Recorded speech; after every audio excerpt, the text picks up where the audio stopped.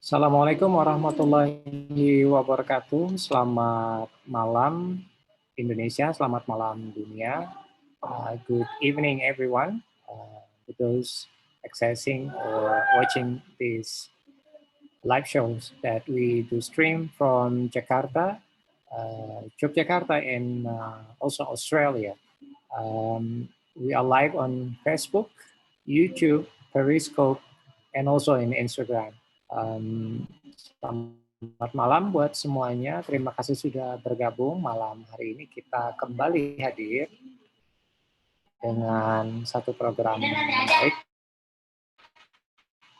yang seperti biasa dihadirkan oleh WartaJazz, yaitu malam ini kita akan kedatangan tamu dari benua kanguru Australia. Tapi sebelumnya saya akan menyapa dulu rekan saya dari Yogyakarta, ada Mas Haji Wartono. Selamat malam Mas Haji, apa kabar? Halo, selamat malam. Good evening everyone. Good evening. And semuanya sehat-sehat semuanya, dan hope all you are fine. And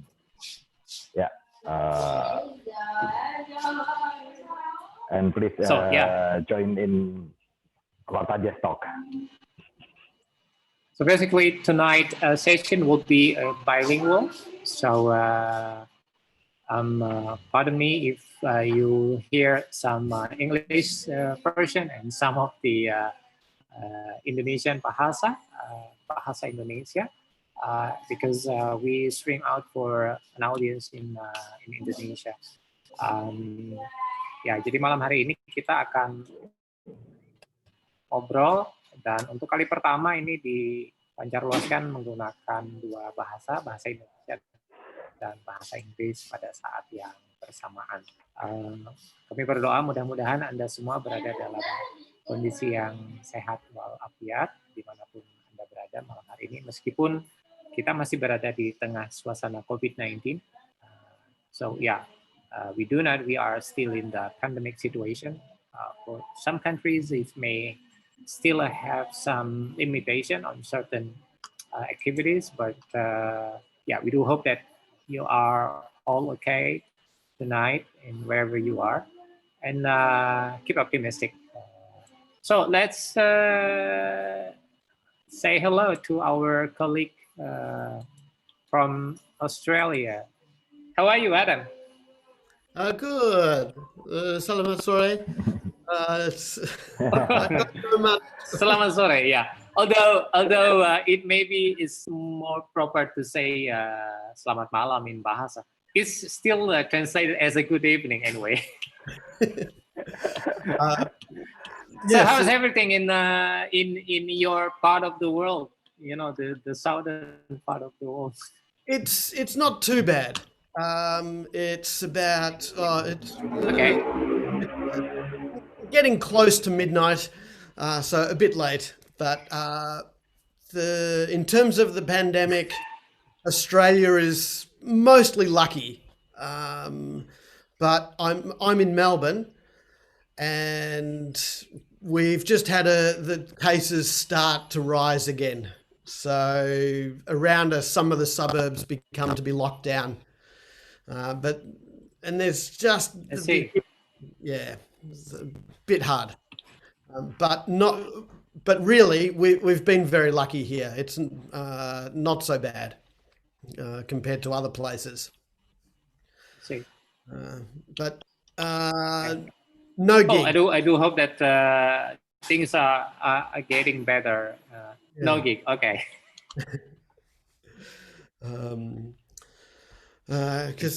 So how did you cope with the situation in Australia? So it was lockdown in beginning of March. Adam, are you still with us? Yes. I see. We stop everything in the middle of March.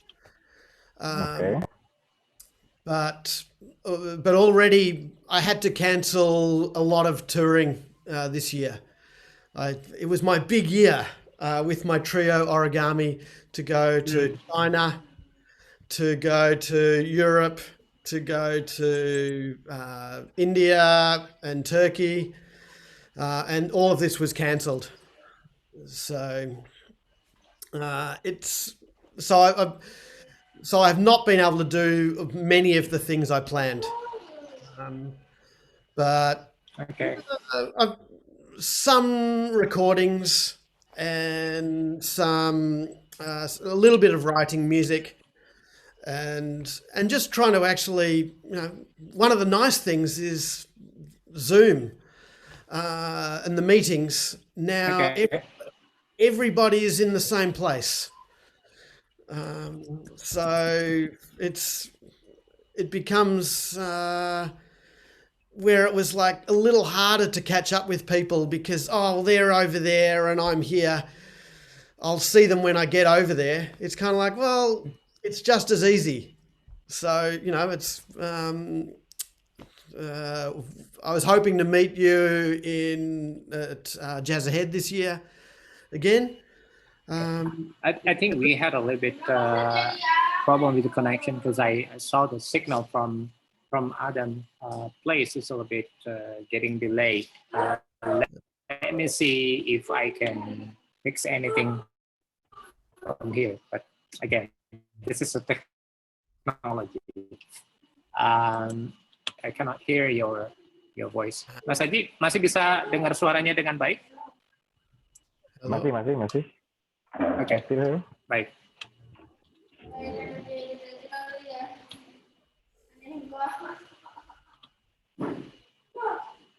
Okay, good. Maybe it's just my connection here that's interfering. Because sometimes, like yesterday, it was a blackout in my house in Jakarta. Okay, go back to the what you were doing right now. So you were saying there's a lot of Zoom. I do know that's. Yeah, I mean, basically everyone is using the same keyword right now. So now everybody is just over there. Yeah. So it's like a over flooding, I would say. It's like it's a big pool, but with lots of people. So even though it's like a big ocean, since everyone is in the same pool, sometimes it's very hard to swim. Yeah, it's a little easier to catch up with everyone in a way. So, so it's difficult. I've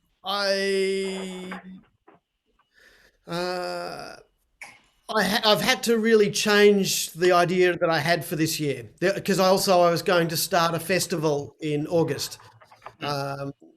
Mostly Australian and Melbourne musicians, but also some international ones. And we were already speaking about this. Yeah. And so I had to cancel the plan. Before we going more deeper about these issues, perhaps you could give us all together here, for those who are watching this through Facebook or Instagram or YouTube or Periscope, the Twitter version of the live streaming. Can you maybe tell us a little bit the Australian jazz scene, how big or how, I don't know, I'm not quite sure the situation before and during the pandemic situation. Yeah. Before, I think from my perspective, there's a good jazz scene in Australia. I think it's like many places where there are a lot of good musicians, but there's gigs everywhere. Musicians are working, but usually not for much money, and no one does it easily anywhere in my travels. There are venues, there are gigs. There are education institutions teaching jazz, and in Australia, I think that we've got a good, strong scene in terms of the talent, and there's a lot of musicians that are traveling to Europe or America and Asia. So yeah, there's some interesting things happening. Melbourne and Sydney are probably the main two places. But each capital city has some musicians and different clubs. Melbourne is probably known more for its live music scene, and we've actually had a few extra jazz-focused venues begin in the last few years. There's always been a couple, but now there's a few more, and it seems a little easier to get a gig in Melbourne. Less money than Sydney, but more opportunity to play. And and we like to think it's a bit more creative. And then, we've got a couple of major festivals. The Melbourne International Jazz Festival is gone online right now. That's one of the major ones. Okay. The Wangaratta Festival of Jazz and Blues has been going. It was meant to be the 30th year this year. Not this year, but the last two times that happened, I was the lead artistic director for that festival for 2 years. I see. And perhaps you could also tell us your experience as the artistic director, because I do know that you also being as a curator in many other events as well. How big that difference is when you were working as the artist you yourself, or musicians yourself, and then taking a positions where basically you chose whatever music or artist that you like to present it in such a big, and in the sense also that in the way for you to do, for example, getting exposed to more wider territory in terms of the opportunity, for example. First, before Wangaratta, I created a festival called Festival of Slow Music, which was not specific jazz. It was all different styles. The main thing was all acoustic. No amplifiers, no electricity, just acoustic instruments. It's actually really easy. And there's no complaints about the sound. So there's no setup problems. Everyone's just, they pull their instrument, it's go. And the things that I learned from that really helped me when I got to Wangaratta. I'd been an artist at Wangaratta many times since the first time was 1997. I was 27 and I got to play with the Odin Pope sax choir. Odin Pope worked with Max Roach.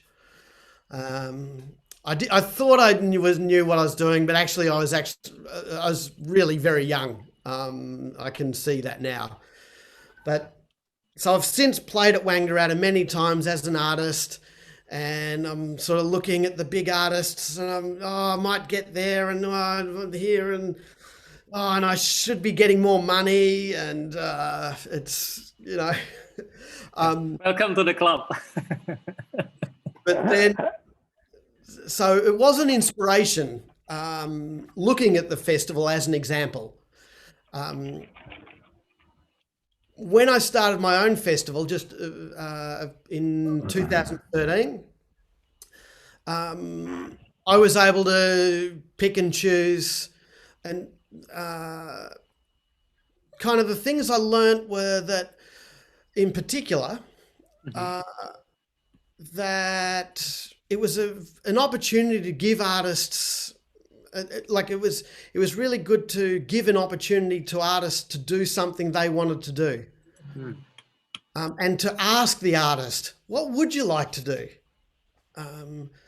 And sometimes it would be asking them or suggesting something. How about you do this? I can put you with this, and working with them to not just buy them off a shelf, not just go, well, that's nice and shiny. I want that. I want that in my festival, in my collection. Sure. It was more going, well, these are people, if I can give you an opportunity to do something, what would you like to do? In terms of the festival and money, it's a good move because people are more willing to do something for not so much money if they get to do something they want to do and to experiment. Though in my defense, I also, with that festival, I paid better than other festivals I've been at. Sure. But what I got was really interesting concerts because people were going, well, I'll try this. What do you think of this? And I go, yeah, let's make it happen. And so I didn't necessarily need the biggest stars, but what I got were good artists and good people to do something interesting and exciting. And in a way, I learnt that if I put on someone in a certain spot in the festival, then I can, rather than going, oh, I need a star, I need the big name to fit there. I came to understand, that's the star spot. I just need to put something that's going to be good. And as long as the artist steps up and actually takes on that opportunity, then I can help build the profile of that artist.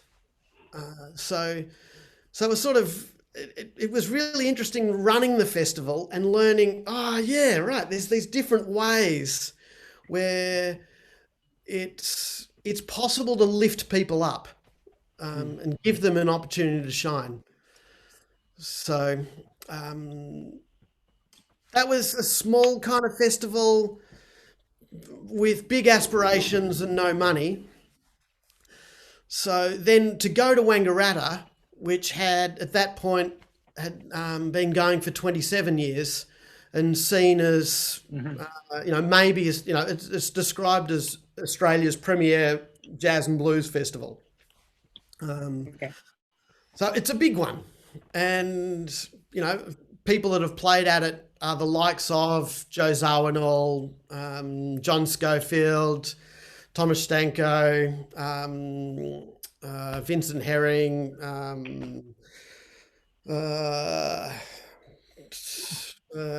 Joe Lovano. The list will go on. Kurt Elling. It's gonna be long list.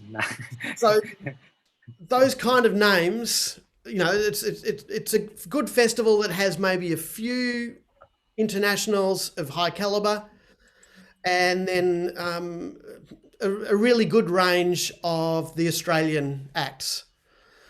And so to come into a festival more at that level with some support and organisation was, for someone who's an artist, very much, I've just fallen into the role of artistic director because I was like, maybe I can do this, maybe I can do that. I'll just try that. To get to this place of being the lead of the artistic team of a major festival was pretty exciting. One thing that I thought we'd be able to do was pay people more. I thought that would be easy. Yeah, I know that. I know that feeling. We went up just a little. Really, like the sky is like. I mean, we do know the terms that there are never enough funding available to whatever that we need. It's always that we thought that I could do this better and I should do it for next year, and then is it just gonna start piling up the whole the whole list of the artists that you would like to play. But when you do working in this period of time, um, um, perhaps you could tell us your interesting experience working. I mean, as a musician, but also working with other musicians that you will be invited and presented, for the public. Perhaps maybe some appreciation that you get from the artist and from the audience, or even the most important partners is the sponsors, for example. Yeah, sponsors wasn't my area exactly. I was involved a little bit, but we needed a few more sponsors. But more talking about the artists and working with them. Like one project I'm really proud of in the first year I was there was helping put together one of the problems that I'd spoken with locals for many years from the town of Wangaratta, which is just a small town. It's about 3 hours from Melbourne, 8 hours from Sydney. It's just a small town, but everybody goes there. But the locals couldn't get a gig on the main stage in their own festival. They'd always get put in the community stage. And I'd been talking with and they couldn't get a gig in the rest of the year because the town didn't actually like jazz very much.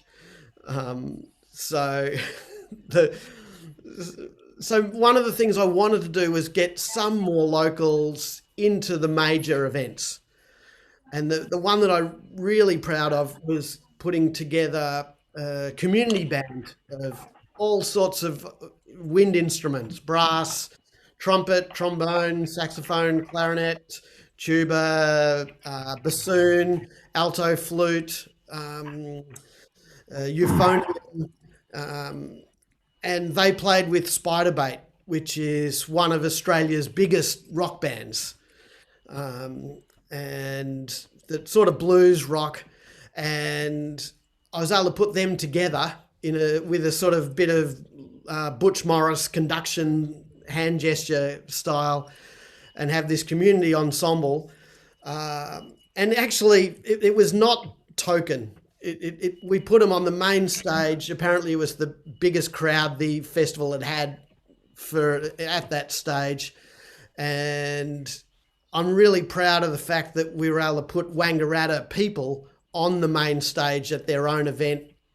And there needs to be more of that. And then the next year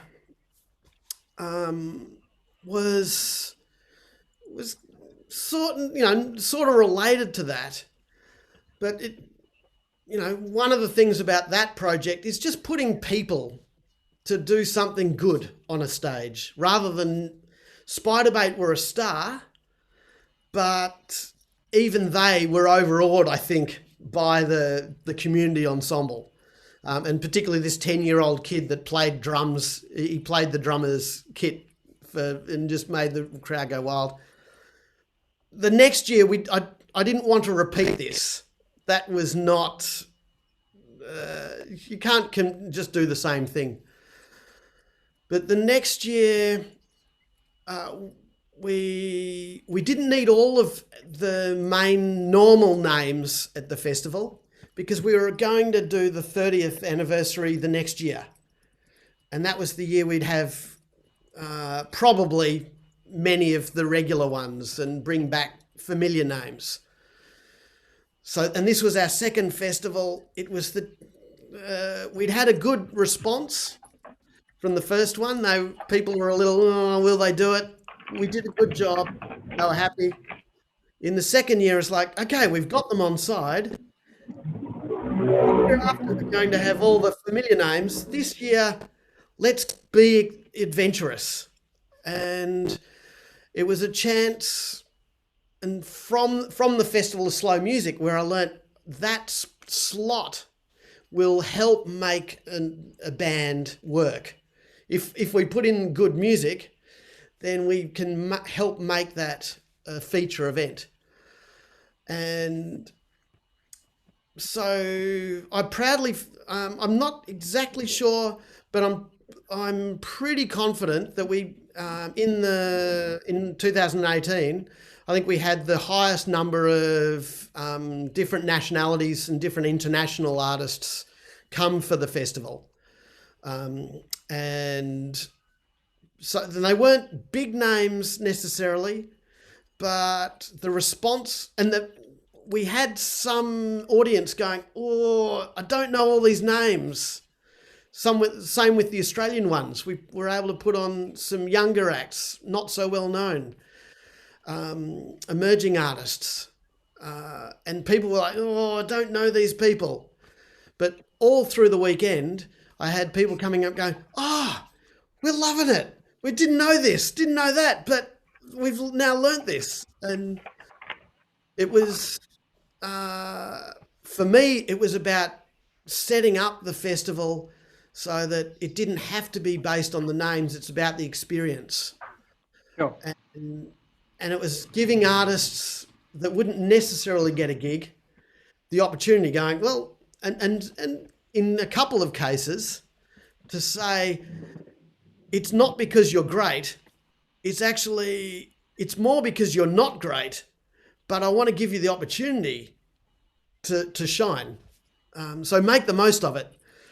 And so to try and actually let some of the artists know that they needed to work, but we were going to help support them. So, so the way I approach curating these kind of events is not just to fill up my bag of lollies, but you know, and when you don't have so much money, you have to be creative. But if you trust people and work with them and give the support, then you'll end up with more interesting things. So, in which some of that comes from being a musician, and when I'm getting lost as a curator or as an arts worker, is writing grants or trying to mentor or teach somebody. When I'm lost there, I try to remember, I know how to play a saxophone. I can connect with someone else. What would I do as an artist? And so as an artist, it's like, I try to listen to another musician. And if I listen to this musician, if I listen carefully, then I'll learn what to play. So rather than just, here's my licks, blah, blah, blah, blah, listen, deal with it. So trying to find ways to listen as an artist and then stretch that into the other things I do. Okay.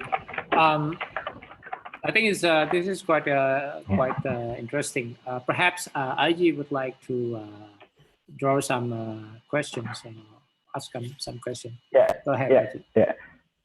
Okay, and the first question, it's interesting because also in Indonesia a lot of the festival is canceled. And what do you think about the festival adjust to the term of the new normal in the middle of the pandemic? Maybe you can make something different than the usual festival.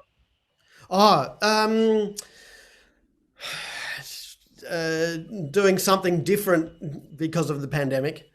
Well, I was about to start a festival, which I wanted to try and connect internationally.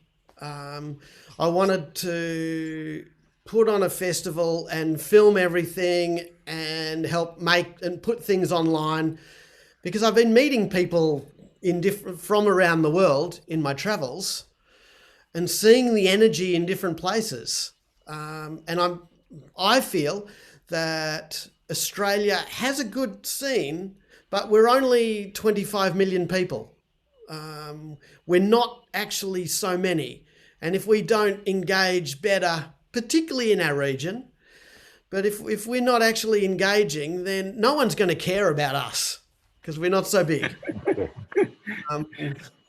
There are some people in Australia think differently, but really, I know we're not very big. Sure. So, but I'm seeing that there's a lot of great energy and enthusiasm and interest. And it's not just for old stars of jazz. It's not just American jazz. It's all styles of jazz, from old to new, in different countries, and there's different flavors, different tastes in each country. So, and I'm excited to try and find ways to connect those people. So my idea was have a festival, film everything, put it online, and just feed it off to all my contacts and try and help them learn a bit more of what's going on here, and for a festival not to just be a place for people to come to play, but to have the music here, but to find a way to help get that music and spread it out. The pandemic hits, COVID hits, and then I can't do what I want to do, which is bring internationals and collaborations here. So, and then I can't put everybody in the room. I can't, it's like, I don't get the funding.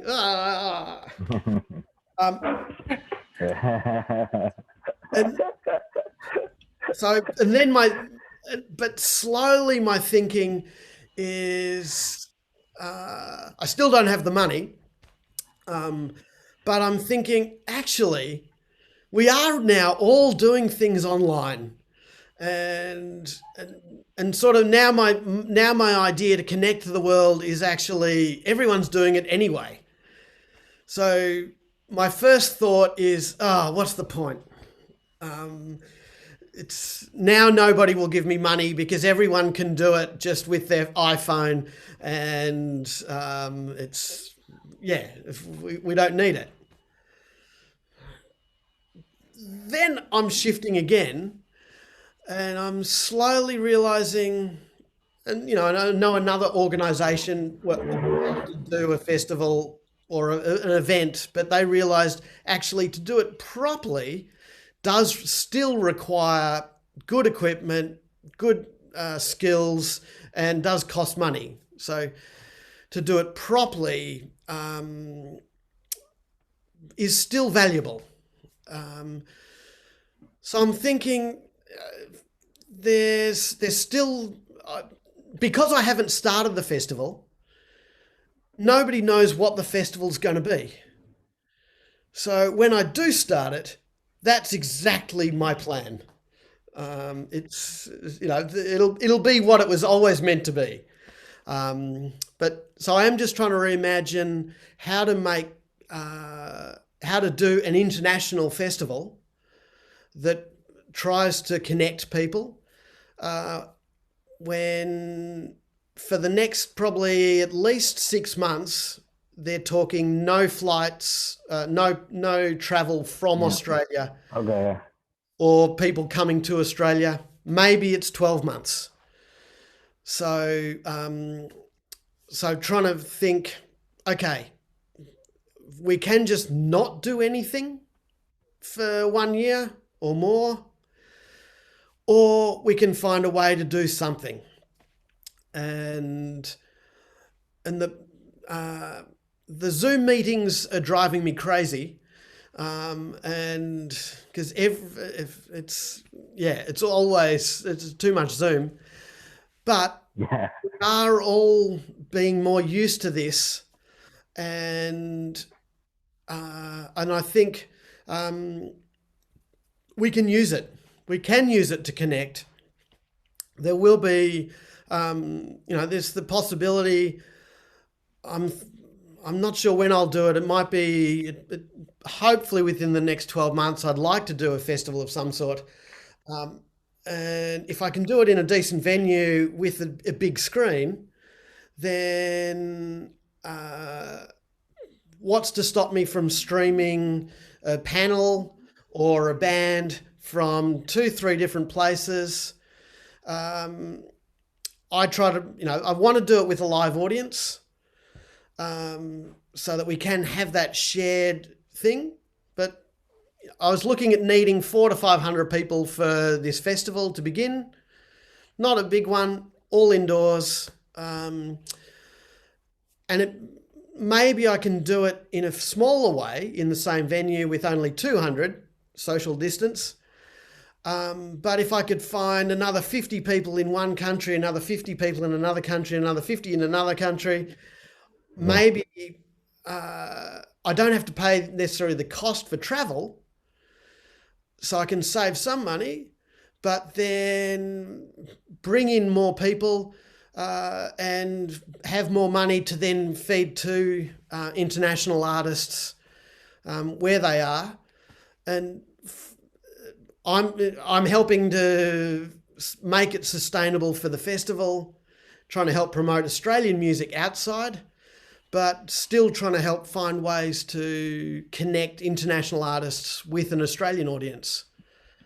So it's, I still need to work out how to, you know, because I am starting with nothing. But sure, let's back to that thing, because I think this is getting more interesting, especially those who are watching this from the Indonesian side.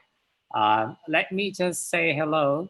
Selamat malam untuk Mas Yuri.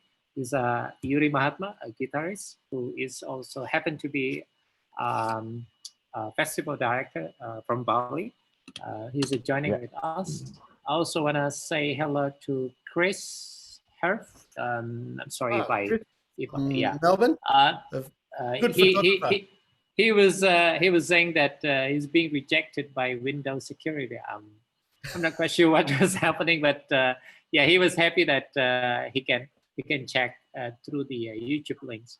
So on my left screen here is I saw several people is already checking out. There is Mas Nur Kolis, also from Yogyakarta, and in Instagram I saw there is Irwan Sarono, Mesha Victor, Sandro Patiwal, Rahmat Jiz, Sparkling Putih. I think also there are Alfred Tikwalu. I think he's Indonesian who lives in Chicago. And also Gustino Travel, the guy from Sarawak, Malaysia. So it's quite interesting that people from different places are watching us right now, and also in our Zoom, which will be, we're gonna ask them to also contribute later.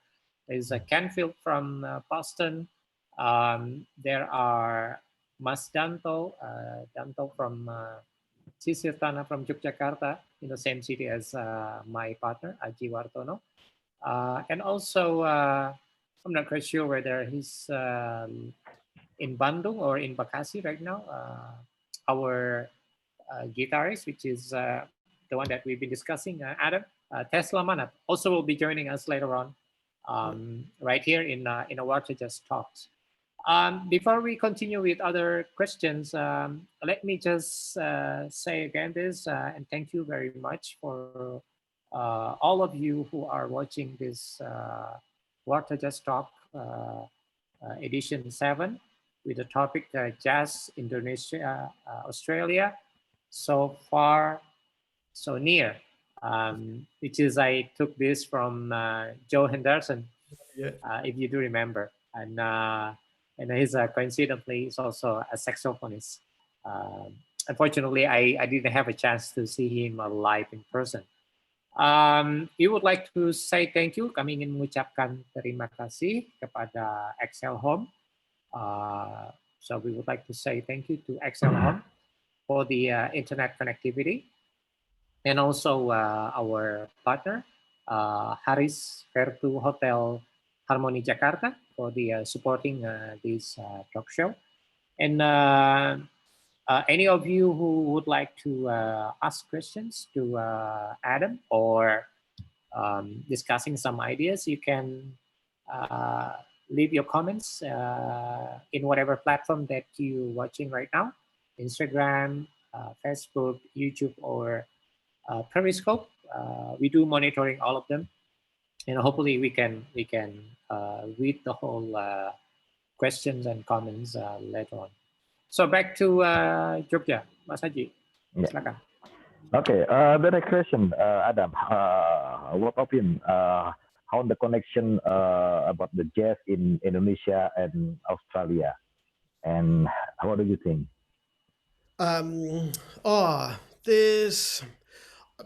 I know there are a few different people that are doing things in jazz.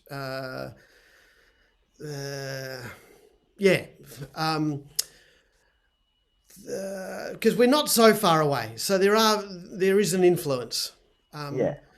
My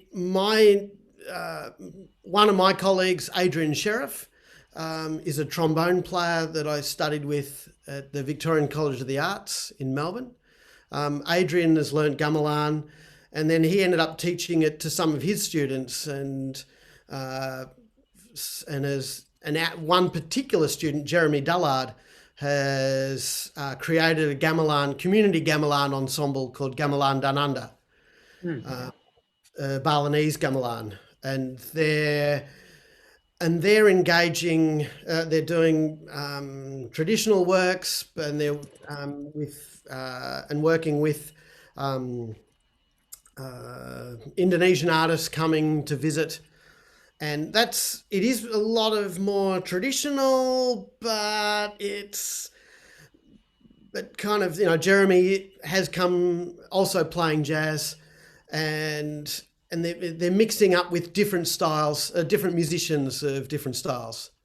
One of the women that's been working with that and has come, an Irish woman, Bianca Gannon, has been doing some really interesting things, and with gamelan, also plays piano, and working with more. She presented something a couple of years ago, I think it was a couple of years ago, for a festival in Australia with two more kind of folk musicians. Like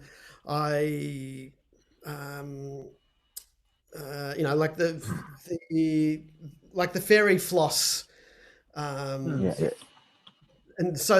doing this at the Melbourne Recital Centre, in a very artistic, professional, high elite way, with this mix of folk music, almost kind of not music, but just they didn't necessarily see themselves. Maybe I'm speaking out of turn, but I don't think the Indonesian musicians felt strongly they were professionals as musicians, but they created beautiful music in this context of a festival in an elite arts institution. So there's things like that. There's a couple of Indonesian musicians based here, Ade Ishs and Agus Batera. And Agus Batera, two piano players.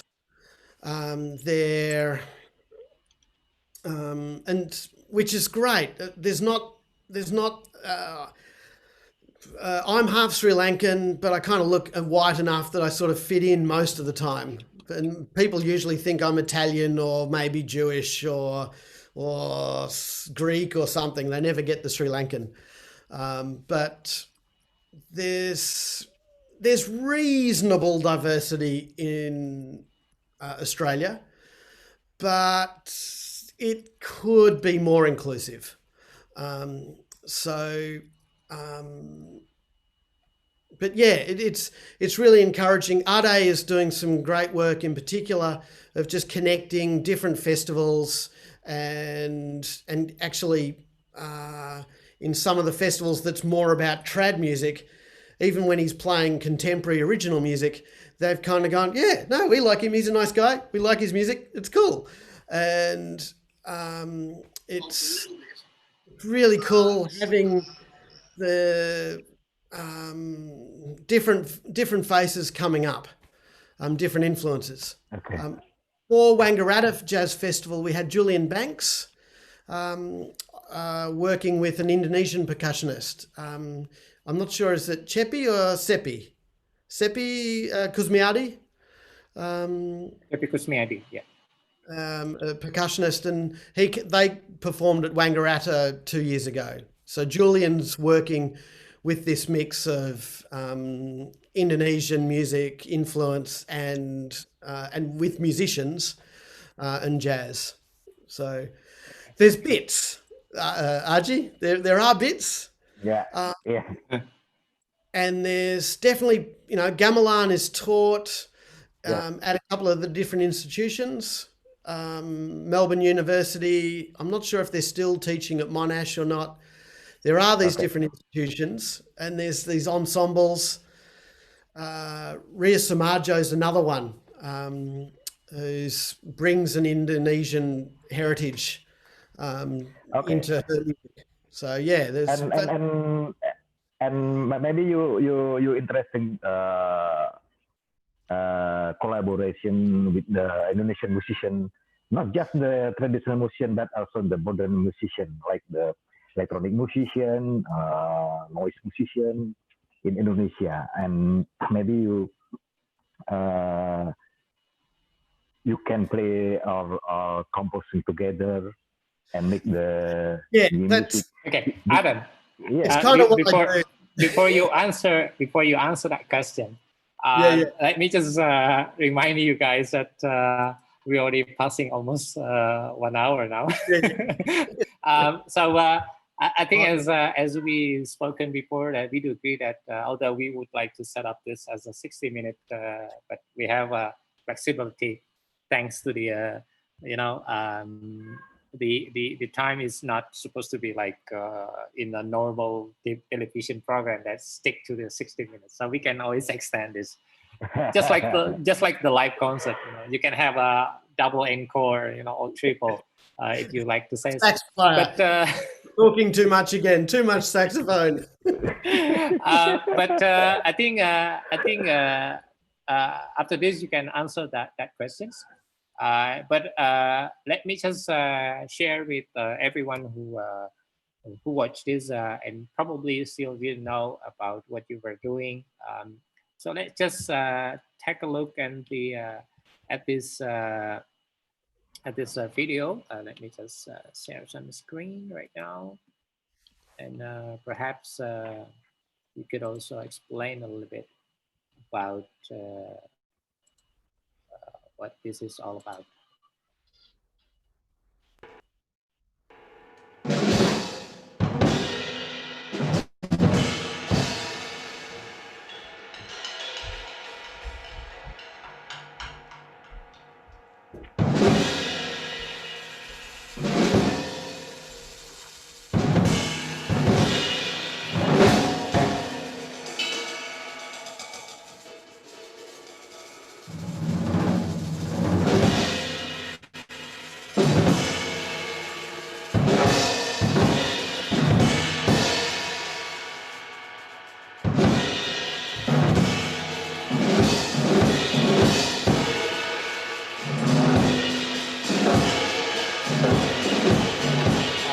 Perhaps it's some connection issues with the.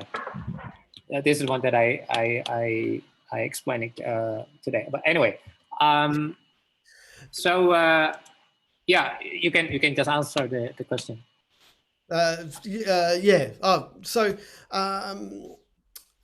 yes is the simple answer, Archie. As a musician, I've like that. That was the beginning of one of the movements from a piece called Wu Jing, which is a collaboration that I've done with a Melbourne-based Chinese musician, Wang Zhengting, who plays sheng, a Chinese mouth organ. Yes. And Um,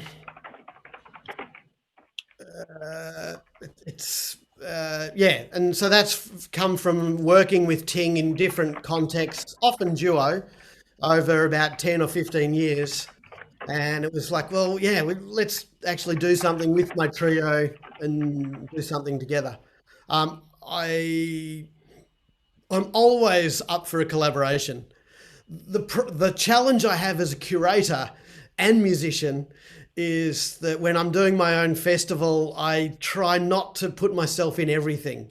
It's a big challenge because one of the things about bringing people is, yeah, I really like what you do. I could play with you. It's like, no, I can't do that for everyone.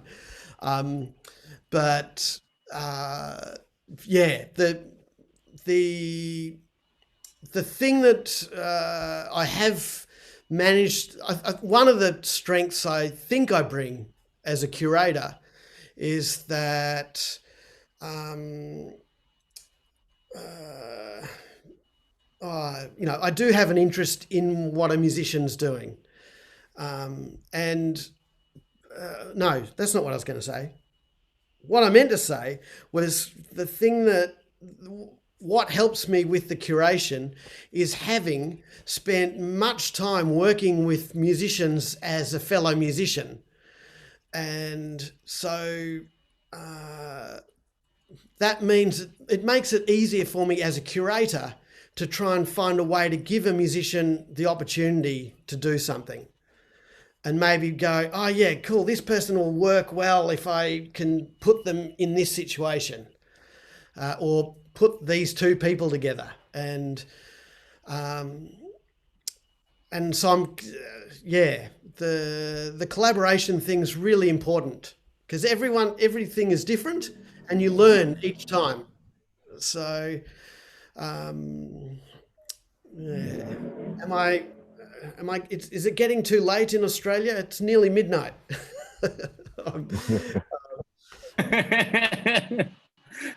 Okay, maybe I will give a chance for my friend, longtime friend as well, that I just met him in person last year in Germany. Finally, let's put a spotlight on Ken. Hi, Ken. How are you? I'm good. Hi. How are you? How are you doing? It's great to. I'm pretty good. Where were you right now? I'm in Boston at my home in Boston, Cambridge, in Massachusetts, in the U.S. And it's morning here. We started at 9 a.m. our time for this session.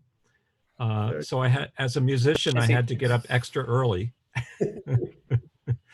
All right, you do have some question for Adam. So yeah, go ahead. Yeah, it's great to see you and hear you, Adam. We met also in Germany, right? And I've spent a fair bit of time in Australia doing some projects and surprising me coming to a gig last week. I mean, last year. Yeah. But I want to thank you, Adam, for doing the creative work you do on a lot of levels, on the level of a player and a band leader, and also on the level of a festival organizer. And what you said about putting different musicians together and seeing what happens really resonates with me. But my question is, and before I even do that, I want to thank you, Agus, for putting this together and letting me know about it. I really appreciate the opportunity. Do you, in some of the work I do, you get some pushback from some of the traditionalists, the jazz traditionalists, who think that jazz is a certain thing and not other things. And you clearly have a big umbrella, a big tent, and you think that jazz is a lot of things. And how do you interact with the people who don't maybe agree with you on that? Is that a problem, or do you just ignore them, or what? It is a problem. But I try not to ignore it. I try to bring people along and just try and help find ways to bring things together. I must admit, looking at Wangaratta as an example, Wangaratta Festival as an artist, and seeing it over many years as a real key event in Australian jazz that brought together and continues to bring together traditionalists, modern jazz players, free jazz and contemporary in whatever.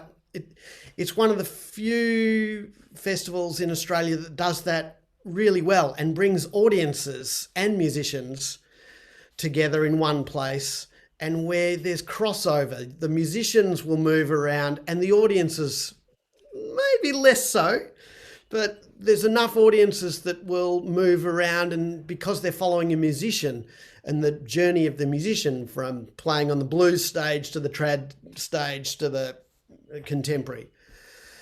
I've had pushback at different levels with some of the things that I have presented or proposed. And as you know, I'm trying to say too many things at once. There has been pushback at times, but what I've tried to do in those cases is help whoever it is understand, well, why is that band there? What purpose is it serving? Who's it going to connect with? The way that it will contribute to the festival experience. For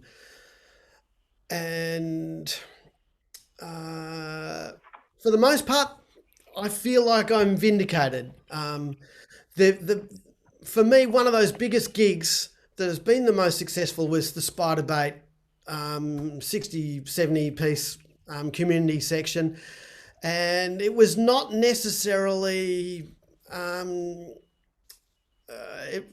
it almost didn't happen for a few different reasons.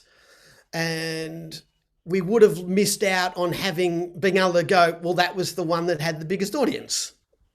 So I was able to push and explain and get enough people on side behind it.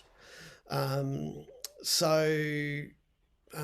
had jazz people not so sure about it. I had blues people not so sure about it. But in the end, what won was just, we had a great time. People had a great experience. And then it doesn't really matter what the music is. So finding ways to pull apart the genre thing. I've definitely have pushback, but from both sides, because I can go or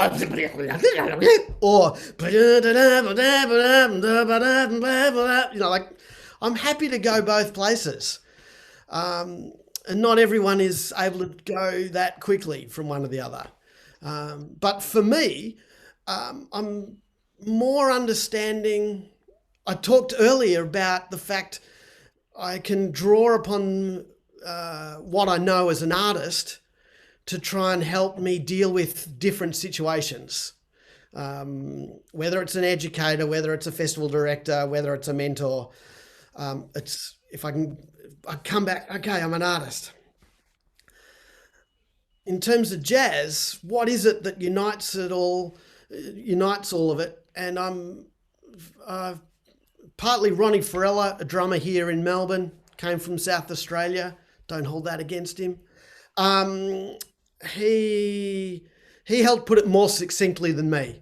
But, he said it's not so much what jazz is as what jazz does. And so thinking of jazz as a process rather than a genre or a style opens up for, that's what we're all doing as jazz musicians, is there's this process of discovery, exploration.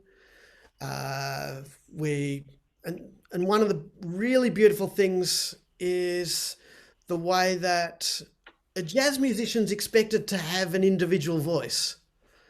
And you bring that into a communal setting. and you all play with your individual voice, your unique voice together, and they're all sort of celebrated. And some jazz is not like this. Some jazz fails for me for these reasons, for missing this. But when it works, it's a communal meeting where you are invited to contribute as an equal. You might just be listening and supporting for a bit, and then you might get to tell the story, take it over for a while, and then give it to someone else. But this kind of exchange, this invitation to actually present yourself, there's an expectation that you bring yourself and say something. So this kind of thing, this kind of approach or way of thinking about jazz, for me, means that it's all jazz. And whether it's traditional or avant-garde, it's the good or the bad in any of those different styles becomes more based on that, those kind of elements of that process. Hopefully that helps a little, Ken, but I don't always win. Okay. I would like to introduce you, Adam, for the first time. Yes. This is the musician that we've been talking when we were get in touch in Jazz Ahead a couple of years back. And we Hey, were everyone. talking about him again for your upcoming festival in August. Yeah. So let's meet Tesla Manap. It's here. Hello, everyone. You can hear me? Yes. Yeah, it's good. Okay. Hello. Tesla, Adam Tesla. Hello, Adam. Speak Hello, yourself. Mas Agus, Mas Haji, and everyone. Thank you for inviting me. So Adam, perhaps I would like to know, what is your first impression when you hear Tesla's music for the first time? Then later on, you find out something on Spotify about him. To be very honest, I can't remember the first impression. It was it 2017? I think we meet. Yeah. August in Jazz Head, and you gave me many CDs of Indonesian jazz, and so I'm sort of putting them into my computer one after the other to listen and go, oh, right. And there were compilations, and I was like, oh, right, oh, that's kind of just jazz. Oh, that's interesting. Oh, and at this point, it was not just from you, but that year I think I came home with at least 50 or 60 CDs. Yeah. So it's hard. Ken may have more experience as a radio presenter dealing with many more than 50, but it was sort of more new. So I must admit, it was more just getting a general impression of Indonesian music and jazz. But then it was listening again a little later and just going, oh, yeah, no, that sounds interesting. I'm hearing, it just felt like there was a particular voice, characteristics that I might think of as coming from Indonesia. It wasn't sounding just like Wes Montgomery or Pat Metheny, or there were different elements. And if I'm a curator, I'm wanting to try and bring something that will be new, interesting, a little different.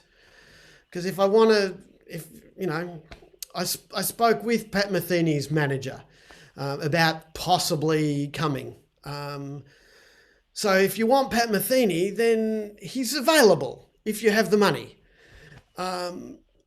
But so if we're looking at different artists, it's like, well, what do they bring?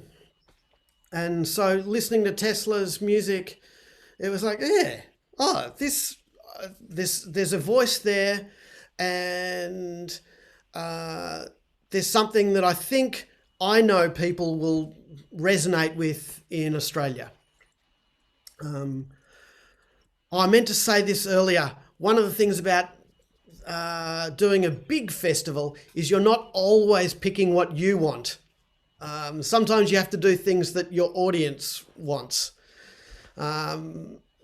Sometimes that's a fine line for me. Sometimes I program things, but most of the time it's trying to do the ones I really like. Life's too short. You may as well just try and do the things that are good. So then I'm getting onto Spotify. I decided, I know they don't give musicians much money, but it's a platform that my children could listen, and maybe they're not listening to my CDs and my collection. So I need them to listen to get access to music. So I'll get the family package for Spotify so they can listen to music. And then I'm starting just to look on to see what's there. And I'm looking at the normal things I might do. And then I went, I want to do things a bit broader. I wonder, there's that guitarist. I wonder if he's on Spotify. Yes. And then, so particularly Toya. Is it Toya or Toja? Toija. Toja. Yeah, you can say Toya. I'm just, because I mówię po polsku trochę. I speak Polish a little, but... Exactly. I Polish guess is different. from the Polish, from the a small city from Polish, from Poland. Right. Yeah, it's called Toija. You can say it Toya, but in Indonesia, you say it Toija. Oh, well, if it's Polish, I'll speak Polish. I think maybe at least one person from Poland is watching. Yeah, maybe. Yeah, you can't call it Toya. So you've been to Poland? Oh, not really. You should go. But listening to that album was like, he's not just a jazz guitarist. And it was like, yeah, cool. This with the electronics, experimental, it felt this would be a great thing, because in Australia, if you talk gamelan, if you talk Indonesia, then it's like, gamelan. Yeah. The thing is, I'm already like 3 years not playing guitar, and it started like early 2018, and then I will start it again maybe in 2021. But right now I'm focusing on electronic music, mostly in the experimental parts, and then I think Toya is my last album with my guitar. Is on 2017, I guess. Yeah, and then but it's before that, yeah. But before that, I'm playing like neoclassical guitar, because my basic instrument is classical guitars. I'm studying like 12 years with the classical, and then I combine with the jazz, and then it released on the New York labels. It's called Munjun, and then it released like 2014, but it's not on Spotify, sadly. But I'm glad it's put on Bandcamp, because Bandcamp give more money rather than the Spotify. You know that? Yeah. That's why I always use Bandcamp right now.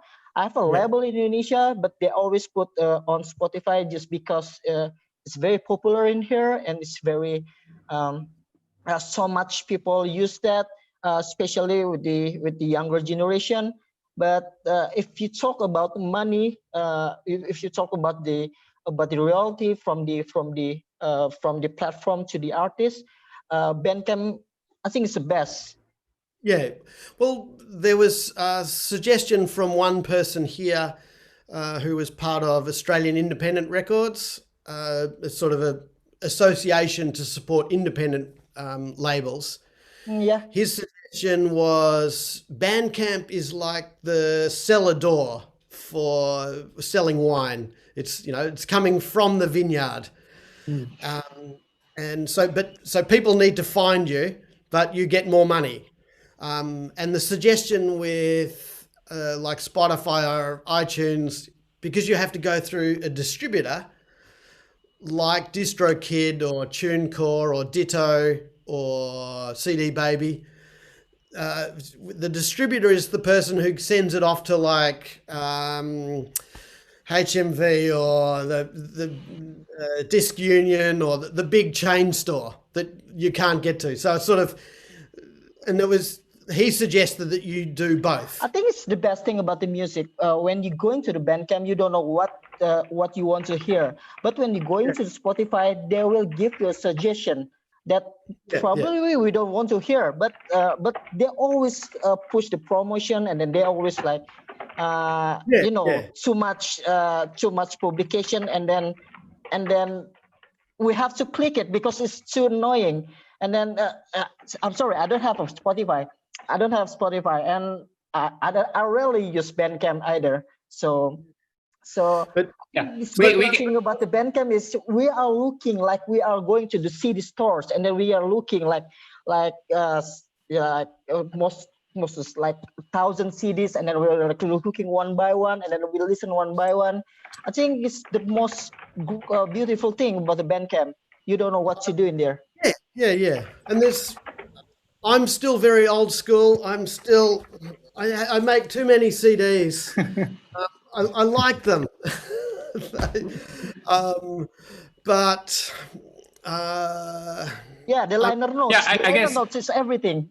I think the discussion physical. about the distributions will be really interesting, and perhaps you're gonna spend another 10 hours perhaps debating on that. But I would like to draw back again to the point where if you had a chance to work with Tesla, or also at the same time maybe if Tesla had a chance to collaborate with perhaps both of you can say any of ideas that at the moment that you can think that workable or doable.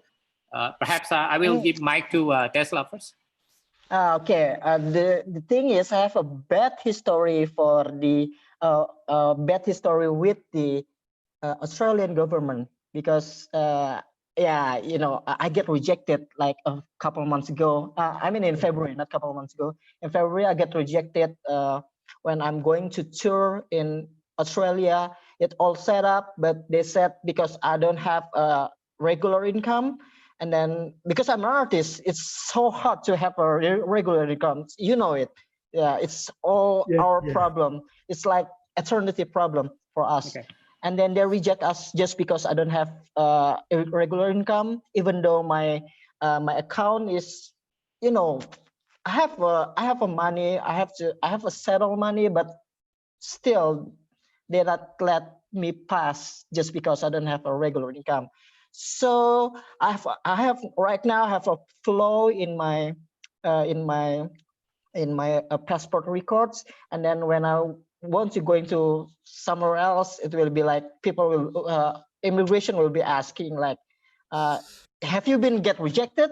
Yeah, things like that. Okay. So, but I guess with this pandemic situation, you will not be able to travel at least in the exactly. That's why. So the question back to the original question is, do you think you have some ideas that you would like to do in online such a collaboration or anything? I mean, that's my point of the questions.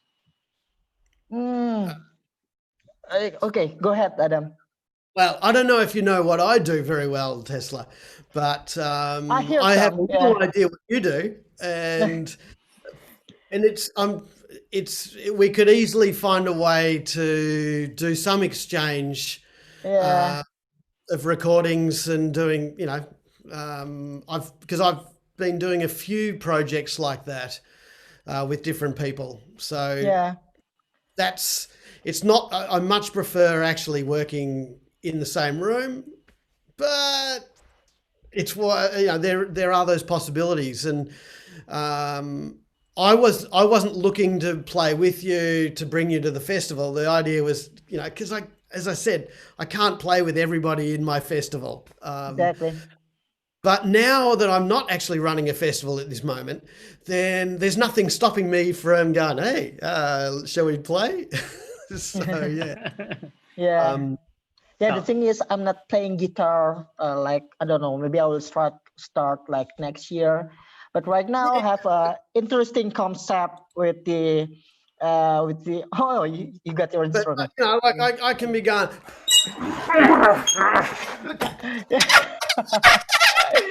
Yeah, I heard some of you. Yeah, I heard a few of your works, but right now I'm using electronics, analog stuff, and then I can do like interesting stuff with your music, and then we can combine, and then we can make crazy things with the instruments. yeah, I don't know. So Yeah. perhaps both of you, I can help you to exchange contacts. So you can always following up after this session. It is interesting that we're almost reaching another 30 minutes, but again, we have another extra 30 minutes that coming out. I would like to give a chance. By the way, thank you very much, Tesla. I do know that you are very I have to busy work. doing. Try to steal your time to just had a chat with us for time Thank you. a moment. Terima kasih Mas And, Agus, Mas Aji. Thank you, Yeah, Adam. sama-sama. And I do hope that Bye. maybe the Australian government that somehow watching this conversation perhaps can ease a little bit with your documents for the future possible collaborations. Together with us, there is also Mas Danto from the Yogyakarta, from the Sisir Tanah. Let me just turn on his microphone and a camera. Adam, tell me, why you do interested with Sisir Tanah? Well, what Tesla was saying about Spotify, that you're listening to something and then it suggests maybe try this, and so I was actually listening to Tesla's music, and I was busy, so I didn't change. It just kept playing something. It played a couple of things, and then there's this thing that made me go, oh. What's that? So basically, you both pros and cons at the same time with the Yes. what's so-called the algorithm that being used by the Spotify. But yeah, and there is another guy. I can't remember his name, but there different Spotify session. But there was another guy, I think American or English, that kept popping up on Spotify, and I kept going, "Oh, I hate that. Go away!" And then it would come back another 10 minutes, like, "Go away!" So it does work good and bad. All right. So so let's just say hi to Mas Danto. Mas Danto, apa kabar? Halo, halo. You can also say in bahasa if you feel more comfortable to. Ya, Mas, kayaknya di bahasa nih. Yeah, boleh. So Adam, Danto will for his comfort, he gonna say everything in bahasa. Perhaps you want to say something for Danto first?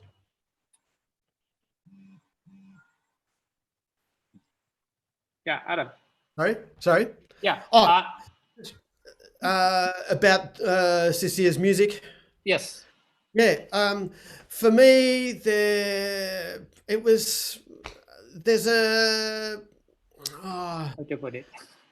a beautiful quality that it's just there, and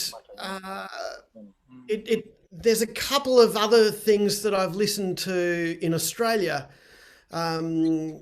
There's a Tex Perkins, Charlie Owens, and I should remember who it. That's one really beautiful album. Gurumul, an Indigenous artist, First Peoples artist, who passed away a couple of years ago. There's a similar kind of quality of the beauty of the singing, the melody. So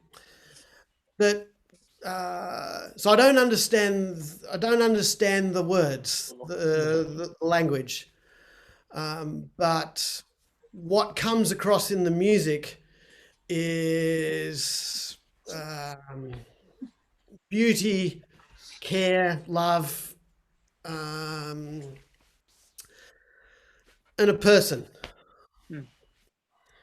Ya, Mas Danto. Jadi Ya. meskipun dia bilang dia nggak ngerti apa yang Mas nyanyiin, tapi kayaknya karena mungkin ya keelokan dari komposisi yang Mas buat atau yang Mas bawakan itu membuat dia jadi mengingatkan dia pada musisi yang sudah wafat di Australia ya. Nah, mungkin Mas Danto mungkin bisa menyampaikan apa namanya apa sih yang Mas lakukan sebenarnya gitu dari karya yang Mas tampilkan dan diunggah ke Spotify ya, tersedia di Spotify. Mungkin bisa disampaikan Mas singkat padat. Oke. Sebelumnya makasih Mas Adam karena saya nggak nyangka diundang di forum jazz seperti ini. Jadi kayak saya merasa ini penghargaan. So let me just translate. So he feels surprised. He doesn't expecting that being invited to these talks, and so thank you, Adam, for listening to his music. Ya, lanjutin Mas.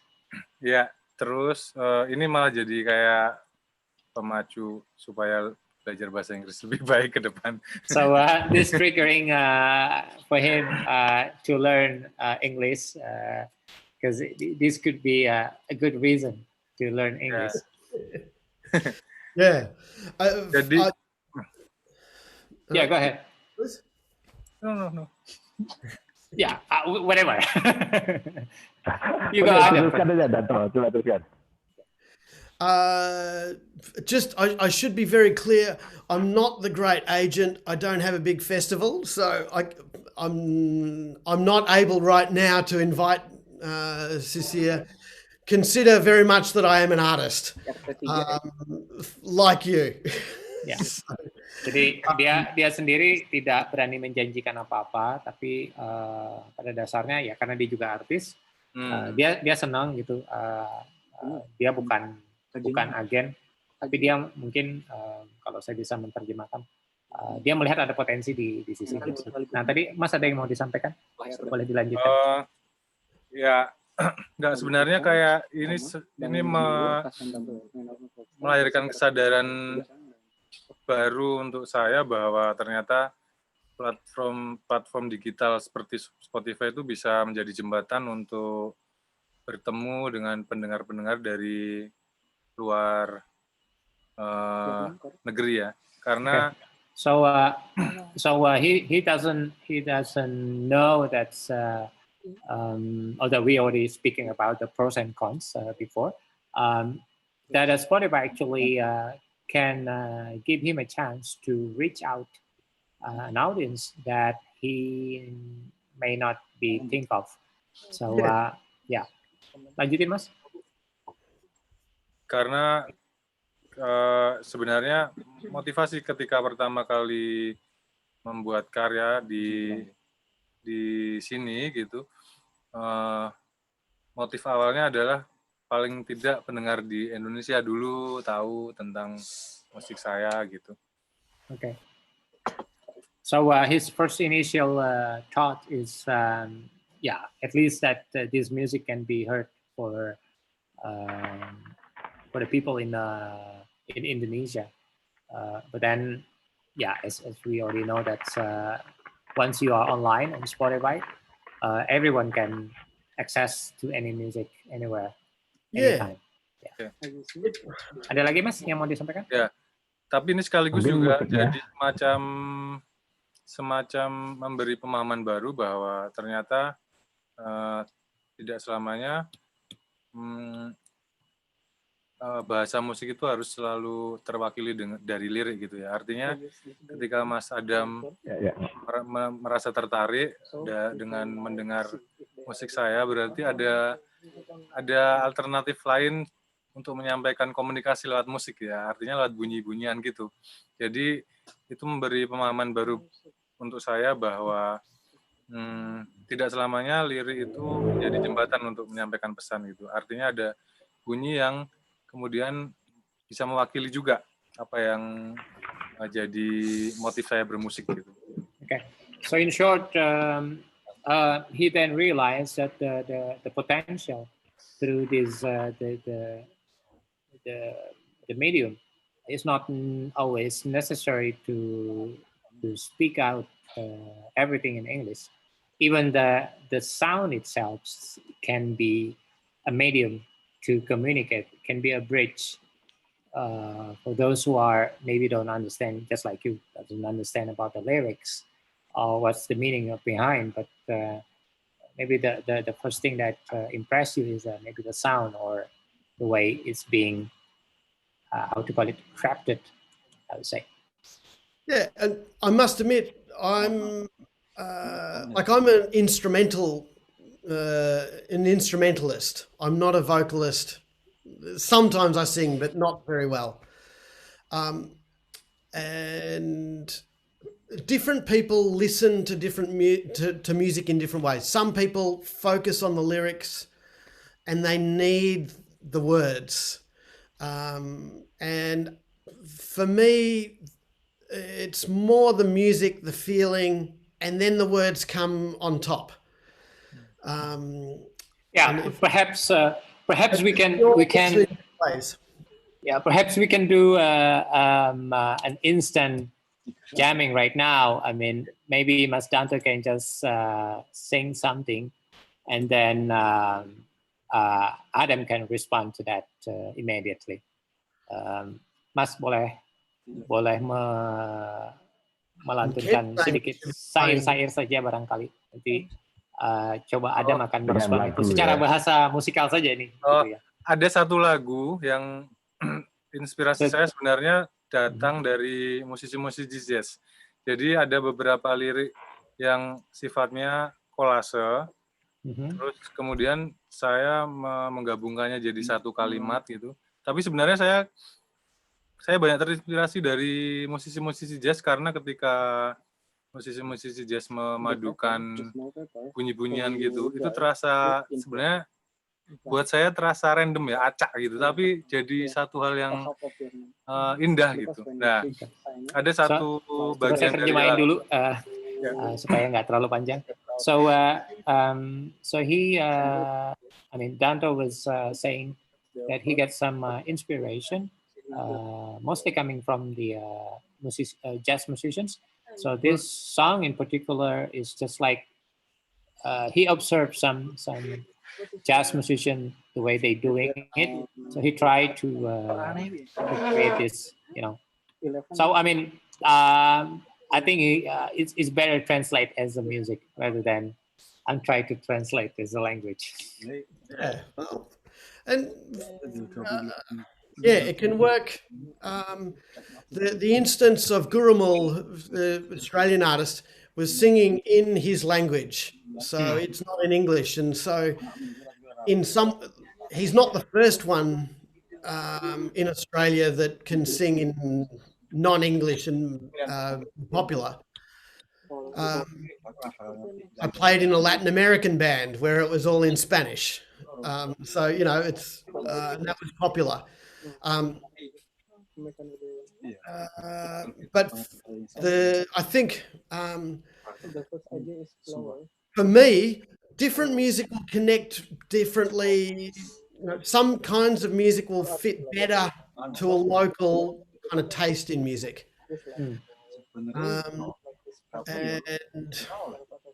And just Cecilia's music feels like I could suggest to a few different people, hey, listen, and I have been suggesting to some people, hey, listen to that.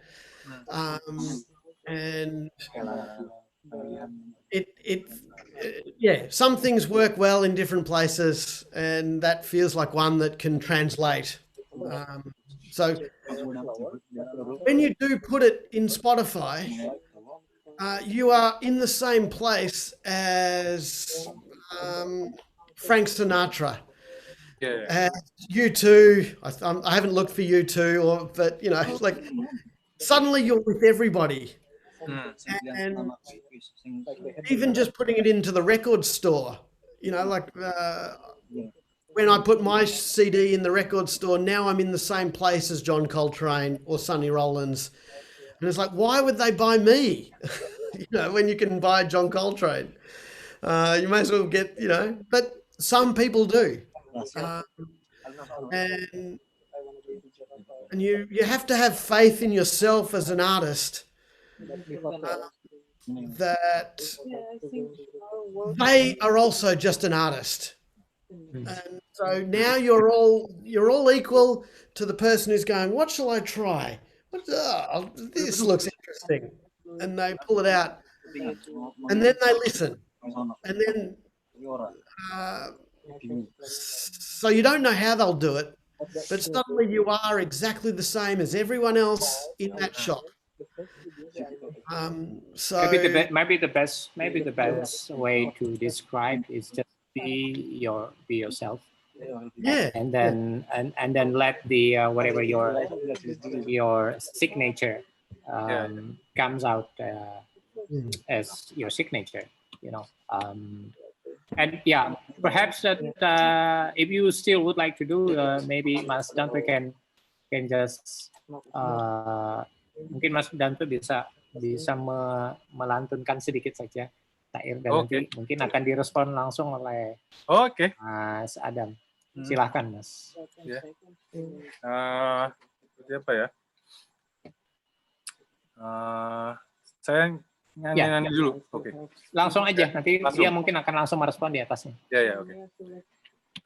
Aku menusuk tumpul tanduk ular, luka paling merdu dari cakar padi di dekat rumah di belahan 3 pantat sepelana.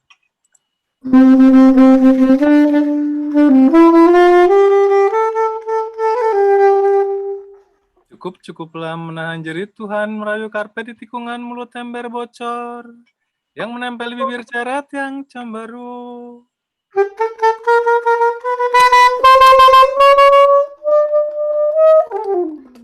Membuat lubang batu empuk bau darah. Membuat lubang batu empuk bau darah.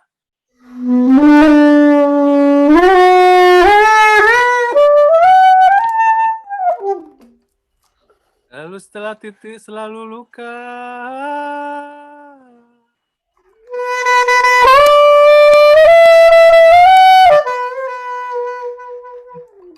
Pasti menanam surga ke dalam bumi.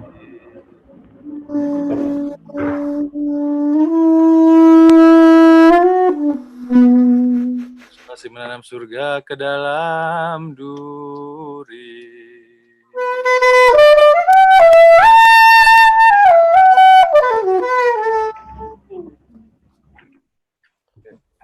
Wow. Okay. Keren. Cool.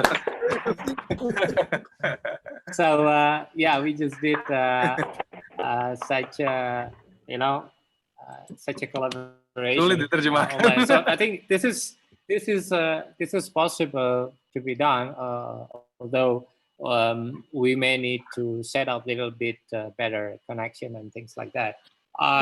Now back to the to you. Yeah, of course. Back to you, Adam. Let's talk more about. We have about 20 minutes left. Let's talk more about your recent projects. Why do you call yourself? Because I keep seeing it everywhere, including the T-shirt, which I just saw in Instagram today. It's very lovely T-shirt. The usefulness of art. Kalau diterjemahkan ke bahasa, kegunaan dari seni. Yeah, perhaps you could explain. The usefulness of art, it comes from Auguste Rodin, the French sculptor. He talks about the usefulness of the artist. And he one thing he says is, as for me, I call useful that which makes us happy.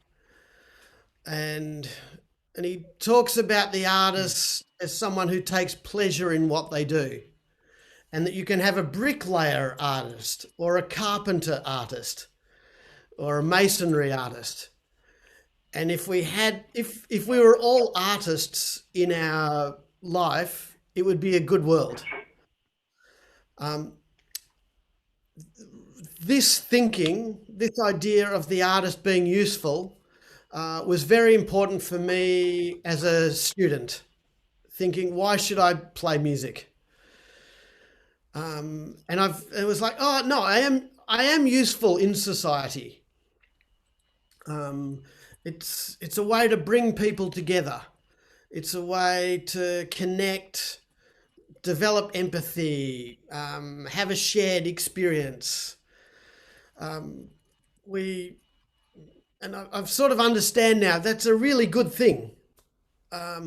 During the pandemic, there's a lot of people listening to music because it helps. So it's useful. And I'm not sure how it is in Indonesia, but there's not much support for artists in Australia at this time. So it's very difficult for musicians and artists. Most of the conversations around the world are that there's no support for, unless you're in Germany or New Zealand or Austria, I think is very good. But many places, the support for music is not so good. So this thinking helps, it makes me think a lot about why I play music and that I have a purpose. It's not just because I like it and it's fun. It's because it does something. And slowly over many, many years, I've come to understand it's not so much just useful, it's actually fundamental. It's necessary and it helps us connect as people. Art of all kinds. It's the way that I think that it has something to do with us connecting to survive as a people. So that's the kind of sort of where it comes from. Sure.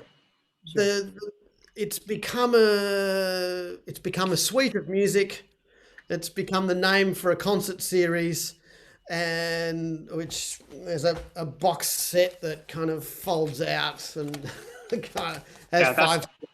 I think that's one of the packaging that I really like. Because it's like But I've sort of formalized it into an arts consultancy where I'm trying to help artists with mentoring and grant writing and advocacy. So I'm trying to help artists understand maybe ways to be an artist, but to try and make a career. Okay, perhaps that you can more emphasizing on the funding things. Is there any funding available from the Australian government, for example, or for us that we can access from Indonesia, for example? Oh, well, one thing, and Argus in particular, maybe as leaders, there is the Australia Council, which is our national funding body. They have been running a leadership program and working with mostly Australian arts leaders, and not just musicians, but more in institutions, artistic directors, CEOs, and multi-arts. And they've also been working, I think they had a session in Indonesia this year. There was, the year that I did this program, there was a woman from Jakarta, from an art gallery. They're doing also, but they're dealing with different countries, India, Indonesia, I'm not sure, and Pacific countries. So that's one which is about connecting people and helping high level conversations and networks. And then they do have some international programs. I'm not sure specifically between Indonesia and Australia. Normally, it's not possible for non-Australian to apply for these. The leadership program is a possibility. But the normal funding, like for a concert series or a project for touring or CD, developing something. It would normally be an Australian organisation or artist or group that would put together the project and then work. I know different people that have done this. So there's the Snuff Puppets. They've also done a lot, I think, in Yogyakarta. And so they will look at, they'll get funding for the Australian bit, and they might be able to fund some bits. They'll find ways to move the budget around to help make it viable, to help look after the Indonesian side as well. But often, if there's ways of doing partnerships and exchange, then these kind of projects become easier. Okay, I think that could be things that we've been looking forward as. I mean, we've been speaking about this in the last 4 or 5 years in Germany. Usually when we meet during the Jazz Ahead meeting.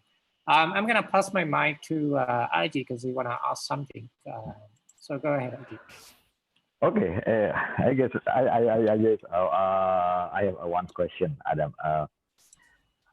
I know you have the hobbies, the origami, and what the connection, the origami and your music, and origami, what the origami gives the effect of your music on what you are doing.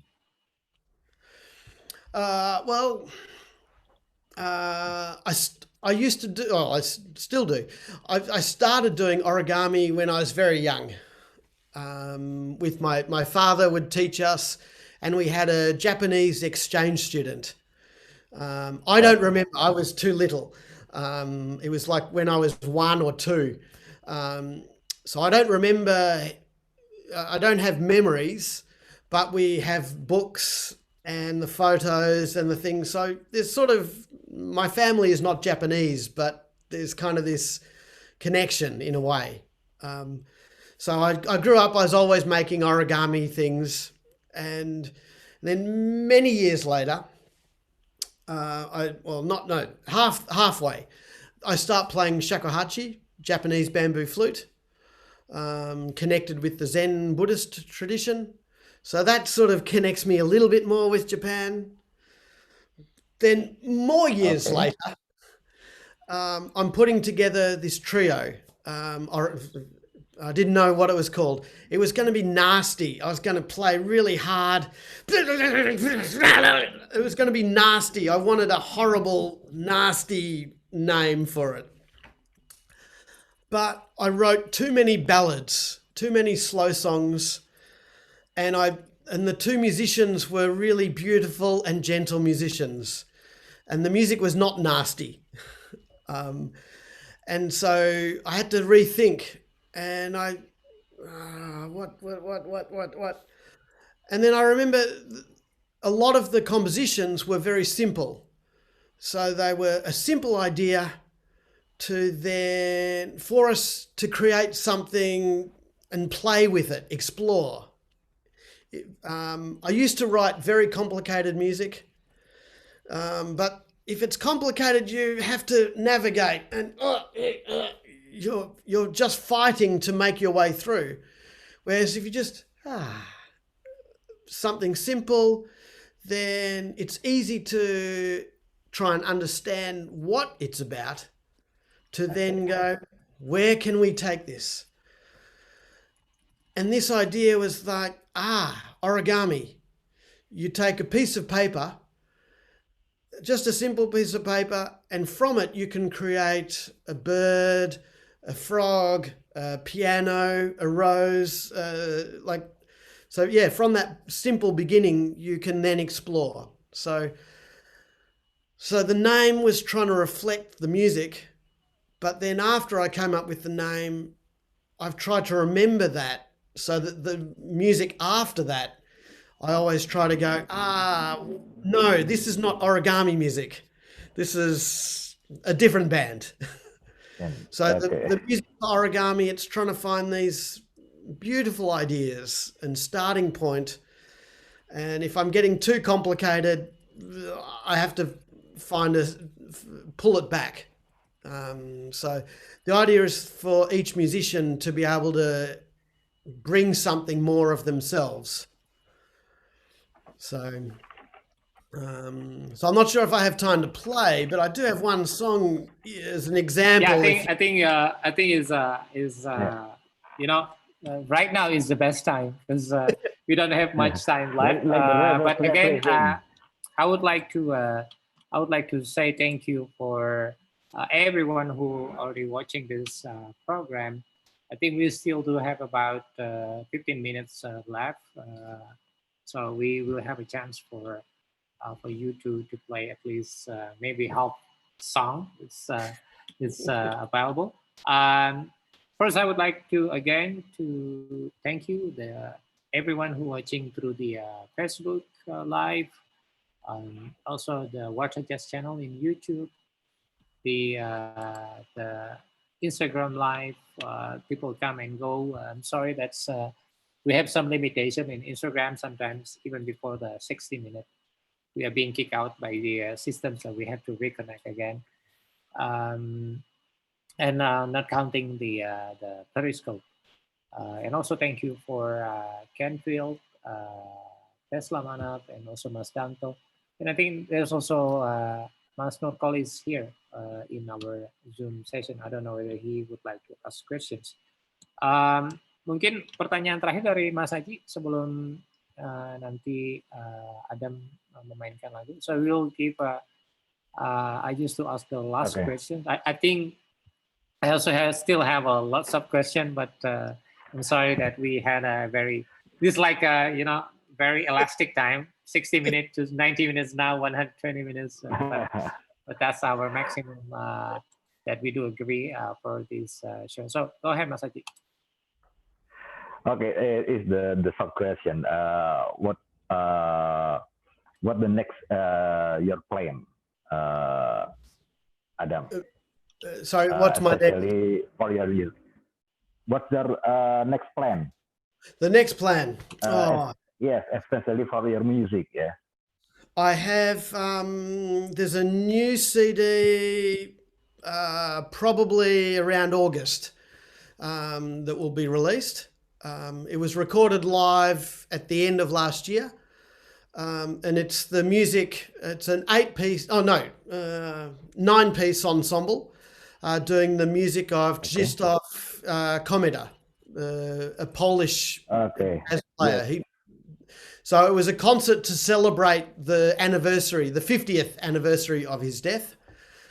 That was a project also that we did with film, but with new film. So instead of he wrote music for film, for Polanski films, Roman Polanski. Yeah. So, but we took the music and I sort of created kind of like a film score out of different bits of his film and jazz music. And then I gave it to Jean Poul, Jean Poul, who is a video artist here. And he created some new film that was done live on the night. So it will never be the same. It's sort of, it's kind of like sampling and remixing on the night. So you'll never see the same film twice. So instead of the film writing the music to the film, it was doing the film to the music that was originally for the film. So that'll come out. I've got a couple of other projects. Origami, I'm doing some graphic scores this I'm just getting it started, but I'm creating these more graphic scores that look little sort of like this. Beautiful. So the musicians will be inspired by this. So, Really interesting. and I have to do, and I'm also working on another project with Wang Zheng Ting, which will be inspired by Shanghai jazz. And yeah, there's different projects, but too many recordings because I can't play live. So, but slowly working to just help. I'm doing a lot of work to try and help advocate for jazz in Australia, because we need more support in Australia for jazz, and also just for the arts because of the pandemic. And then, you know, slowly, this conversation is, we should do this earlier. Yeah, we should do also continuing this conversation, you know, for It's so. It began about 20 years ago when RG asked me about New Blood. And I was like, Australia? What? Yeah. Well, that's a long story that I think me and RG should also put that into the conversation. But I think that conversation is already confirmed. We will gonna live that story behind WartaJazz in August. Yeah. So be sure that just to wait for that story. Yeah. And yeah, I would like also to encourage any other Australian jazz musicians that would like to, you know, basically getting exposed to Indonesia more. And also at the same time, we are also open for any Australian programmers or managers or agents that would like to working with the Indonesian artists. We are more than happy to bridge between these two countries. And this conversation is in the purpose of putting all these things together, so we can obviously you know getting a benefit on each other. So again, Adam, thank you very much for your time. Thank you, Adam. You know, sharing a lot of great ideas. Before we listening to your piece, I don't know what you're gonna call that. Again, we would like to thank you very much for those who are already joining with us in all platforms: Facebook, YouTube, Instagram, and Periscope. And also those who are already trying to joining with the Zoom. Of course, a lot of pop-ups coming out in my screen. So I'm sorry if I'm not accepting, so then it's being kicked out by the system. Thank you very much, and terima kasih banyak. So after this, we're gonna listen to Adam's music. Sekali lagi terima kasih. So hope you all in a good health and in wherever you are, and stay healthy and stay optimistic. So right after this, Adam Simmons from Australia. Terima kasih, Agus. Thank you so much. It's been a pleasure, and yeah, it's really very special to be able to do this, and I look forward to the continuing conversations. This Sisia might know this one, Lagu Wajib. So yeah, first time I try this. For me, this feels like it's an origami tune. So when I'm able to play live, I hope Cecilia will not mind if I play this with my trio. So it's beautiful, simple, and it's got these little twists. Yeah. It's beautiful.